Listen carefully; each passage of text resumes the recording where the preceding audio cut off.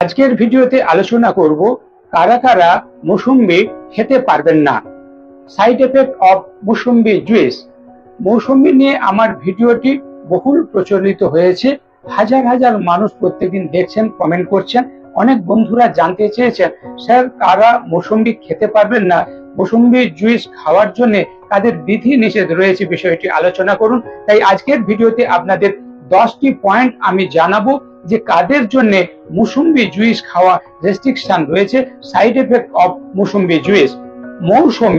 মৌসুম্বি এই যে আমরা বলি শীতকালীন যে টক ফল, এটাকে ইংরেজিতে সুইট লাইম বলা হয়, মুসাম্বি বলা হয়, যে নামেই বলুন না কেন।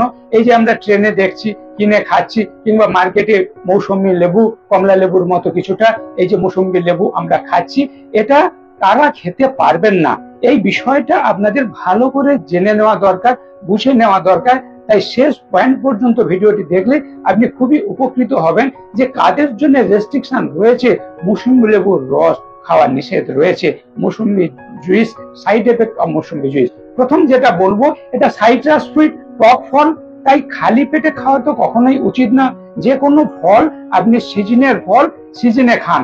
এখন গরমকালেও মৌসুমী লেবু পাওয়া যাচ্ছে মৌসুমী, কিন্তু এটার কিছুটা উপকারিতা রয়েছে, আবার ক্ষতিকারক দিকও রয়েছে, আমি সেগুলো তুলে ধরবো। কিন্তু যে কোনো ফল খাওয়ার সময় আপনি ভাত খাওয়ার পরে খেলে ডাইজেস্টিভের একটা গোলমাল হয়, আবার খালি পেটে খেলেও ডাইজেস্টিভ প্রবলেমের গোলমাল হয়, ডাইজেস্টিভ সিস্টেমের ক্ষতি করে। যেহেতু এটা সাইট্রাস ফ্রুট, টক ফল, তাই ভাত খাওয়ার 2 ঘন্টার মাথায় খান।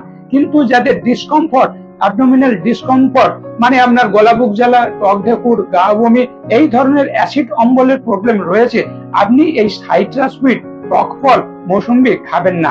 যদি একটু একটু খেয়েছেন, আপনার হজম হয়ে যাচ্ছে, তাহলে খেতে পারবেন। কিন্তু যদি দেখেন মৌসুমী লেবু খেলে, মৌসুমী লেবুর রস খেলে আপনার অসুবিধা হচ্ছে, আপনি খাবেন না। যার ফলে গ্যাস্ট্রো ইন্টেস্টিনাল সিমটমে, বিভিন্ন গ্যাস অ্যাসিড অম্বলে যারা ভুগছেন, আপনারা মৌসুমী লেবু কিংবা মৌসুমী লেবুর রস খাবেন না।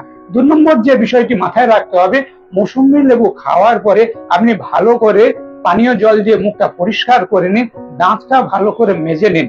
কেন না, এই যে সাইট্রাস ফ্রুট, টক ফল, এটা যখন মুখে লাগছে আপনি দেখবেন একটা যেমন কষাটে ভাব, এতে আপনার দাঁতের এনামেলের ক্ষতি করে, দাঁতের উপরে যে স্তর এটার ক্ষতি করে, অনেক সময় ক্যাভিটি হয়। আবার যাদের দাঁতের মাড়ির রোগ রয়েছে, কিংবা ছোট বাচ্চার দাঁত ক্ষয়ে যাচ্ছে, মাড়ি ক্ষয়ে যাচ্ছে, দাঁতে ঘা, জিভে ঘা, আলসার, মানে টক দিলে বাড়িয়ে দেবে। তাই এই সময়টা মৌসুম্বি লেবু কিংবা মৌসুম্বি জুইস খাওয়াটা নিষেধ রয়েছে। 3 নম্বর যেটা আপনাকে মাথায় রাখতে হবে, interaction with medication. Interaction with medication মানে হচ্ছে, কারা কোনো ঔষধ খাচ্ছেন, আপনাদের ঔষধের সঙ্গে মৌসুমী লেবু খেলে ক্ষতি হবে কিনা, এটা আপনার পার্সোনাল ফিজিশিয়ান, ডাক্তারবাবু আপনাকে রেস্ট্রিকশন করে দেবে। আপনি কোনো রোগ নিয়ে ডাক্তারবাবুর কাছে যাচ্ছেন, কিডনি স্টোন নিয়ে ডাক্তারবাবুকে দেখাচ্ছেন, ডাক্তারবাবু যদি বলে দেয় আপনি মৌসুমী লেবু খাবেন না, বিভিন্ন ধরনের ঔষধের সঙ্গে মৌসুমী লেবুর একটা ইন্টারঅ্যাকশন রয়েছে, বিপরীত প্রতিক্রিয়া রয়েছে। আপনি কোনো ঔষধ খাচ্ছেন, তখন মৌসুমী লেবু খেলে আপনার ক্ষতি হতে পারে, সাইড এফেক্ট হতে পারে। তাই আপনার পার্সোনাল ফিজিশিয়ান আপনাকে জানিয়ে দেবেন এবং সেইভাবে আপনি খাবেন। 4 নম্বর যে পয়েন্টটা রয়েছে, অ্যালার্জি। যদি আপনার মৌসুমীতে অ্যালার্জি থাকে, মৌসুমী লেবুতে অ্যালার্জি থাকে, আপনি শুধু খাবেন না, মৌসুমী লেবুর গাছের কাছ দিয়ে যাবেন না। ওই হাওয়াটা আপনার নাকে ঢুকলে আপনার স্কিনের ইরিটেশন হবে, স্কিনের গা চুলকানি হবে, আমবাতের মতো হতে পারে, আর্টিকেরিয়া হতে পারে, আপনি মৌসুমী লেবু খাবেন না। যাদের অ্যালার্জি রয়েছে তাদের শ্বাসকষ্ট বাড়িয়ে দেবে, বিভিন্ন রকমের প্রবলেম আসবে। তাই যাদের মৌসুমীতে অ্যালার্জি রয়েছে, আপনারা মৌসুমী লেবু কিংবা মৌসুমী জুইস আপনারা খাবেন না। 5 নম্বর হচ্ছে কিডনি স্টোন। মৌসুমী লেবুতে অক্সালিক অ্যাসিডটা থাকে, আমাদের শরীরের অক্সালিক অ্যাসিড যদি পরিমাণের থেকে বেশি হয়ে যায় ব্লাডে, তাহলে কিডনি স্টোন ফর্মেশন হয়। তাই বেশি পরিমাণে খাবেন না। কোনো কিছু ভালো জিনিস, উপকারী জিনিস বলে আপনি যদি বেশি খান, আপনার ক্ষতি হবে। যতই উপকারী জিনিস হোক, একটা লিমিটে খান, পরিমাণ মতো খান, না হলে আপনার ক্ষতি হবে। তাই মৌসুমী লেবু যদি পরিমাণের থেকে বেশি খান, ব্লাডে ক্যালসিয়াম অক্সালেট বেড়ে যাবে, অক্সালিক অ্যাসিড বেড়ে যাবে, আপনার কিডনি স্টোন হবে। আর যাদের কিডনি স্টোন রয়েছে, আপনারা কখনোই মৌসুমী লেবু খাবেন না, মৌসুমী জুইস খাবেন না। 6 নম্বর যে পয়েন্টটা বলবো, স্কিন ইরিটেশন। কারো ধরুন দাঁত হাজা, কুটানি, চুলকানি রয়েছে, আপনি মৌসুমী খেলে কষ্ট বেড়ে যায়, আপনি মৌসুমী লেবু খাবেন না। 7 নম্বর হচ্ছে স্টোমাক আলসার। আপনার আলসার হয়েছে মানে কি, টক জিনিস দিলে বেড়ে যাবে, মুখে ঘা, ঠোঁটে ঘা, গলায় ঘা, যেমন তেমন স্টোমাকে যদি আলসার থাকে, gastric ulcer, duodenal ulcer, peptic ulcer, আপনারা মৌসুমী লেবুর রস খাবেন না, মৌসুমী খাবেন না। 8 নম্বর হচ্ছে কাফ এন্ড কোল্ড, যাদের ঠান্ডা লাগার ধার, আমরা বলি মৌসুমী লেবু ভিটামিন সি প্রচুর রয়েছে, সাইট্রাস ফ্রুট খাওয়া দরকার, অবশ্যই খাওয়া দরকার। কখন খাবেন? ইমিউনিটি বাড়ানোর জন্য।